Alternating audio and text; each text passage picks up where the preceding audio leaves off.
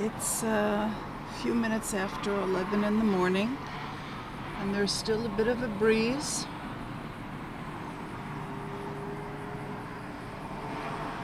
Road is perfectly normal.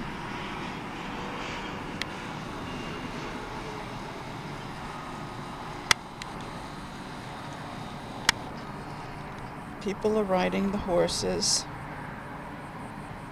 in pleasantness.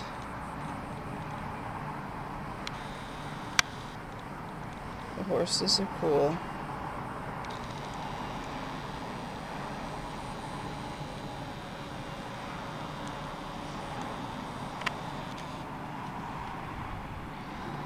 So there we have it.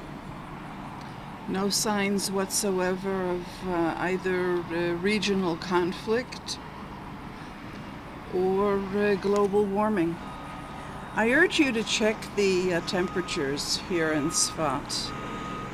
And you'll see that this year, like for a number of years that I was actually posting the temperatures, there have been either perfectly normal or even slightly below normal temperatures here.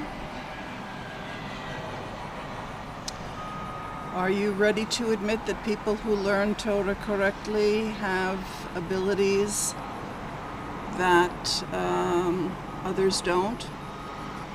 That the way in which the rabbis teach Torah do not develop these abilities? And in that way they keep the Jews vulnerable to the very laws of nature and to the very vagaries that they would be able to control completely if they were learning Torah correctly. That Torah is not a book of ceremonies and anecdotes and history and laws. It is actually the book of creation. And if you read it correctly, we begin to internalize what Torah is saying. Even if there are things in Torah that we don't understand intellectually, we're not meant to understand them intellectually. We're meant for those truths to filter into our subconscious and work on those abilities that we normally subconsciously create with. Now, at a certain point, of course, they do become conscious, but that's at a later stage of development. But initially, what begins to happen is we learn Torah, and in exactly the same way that we can regulate our body temperature, first subconsciously and then consciously, we can regulate global temperature. Like you heard it.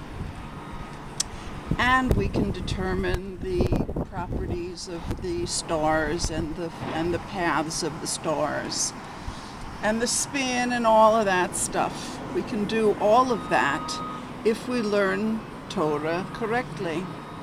If you take a look, that since I've been learning Torah, there have been major changes in the solar system. That's not coincidental.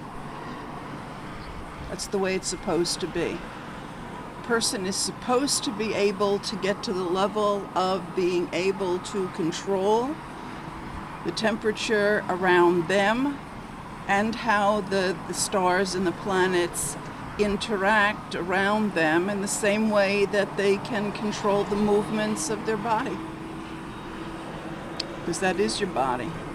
And that's what the rabbis aren't telling you with their nonsense about this world, the next world, the other world, the I don't know what world, and keeping you vulnerable, keeping you limited, keeping you enslaved, and above all, keeping you endangered.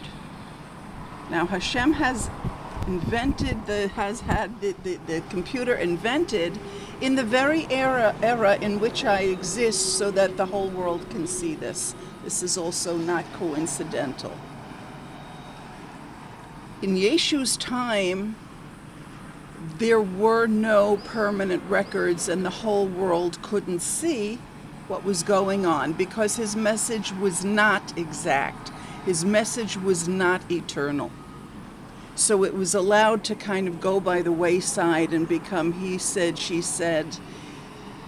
In this generation, with my level of learning, Be'ezrat Hashem, there is also worldwide recording of it, showing you it. I can show you what the world looks like around me. I can show you what I'm learning. I can tell you what I'm learning, but much more important, show you the results. It's up to you. Anybody can be doing this. I'm not a special Jew. I'm just a very ordinary Jew. This is the way an ordinary Jew is supposed to learn Torah and what we are supposed to be able to do. Thank you for listening. My husband's home.